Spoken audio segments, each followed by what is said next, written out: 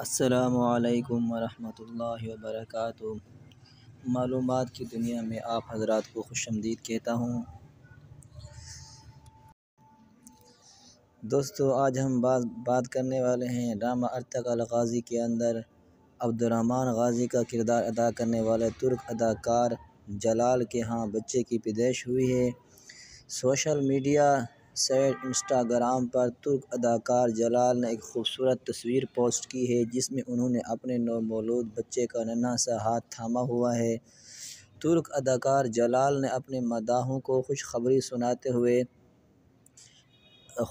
سناتے ہوئے کیپشن میں ترک زبان میں لکھا ہے کہ الحمدللہ میرے رہنے مجھے جمعے کے مبارک دن باپ بنایا ہے۔ اللہ پاک نے مجھے، جس کے لیے میں اپنے رب کا بہت شکر گزار ہوں۔ جلال نے کہا ہے کہ میری دعا ہے کہ اللہ تعالی ہر جوڑے کو جمعے کے دن والدین بننے کی سعادت عطا کرے۔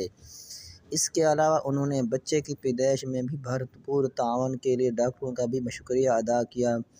آخر میں جلال نے اپنے بچے کی تاریخ پیدائش 11/27/2020 بھی لکھی ہے، جبکہ انہوں نے یہ نہیں بتایا کہ ان کے ہاں بیٹے کی پیدائش ہوئی ہے یا بیٹی کی پیدائش ہوئی ہے۔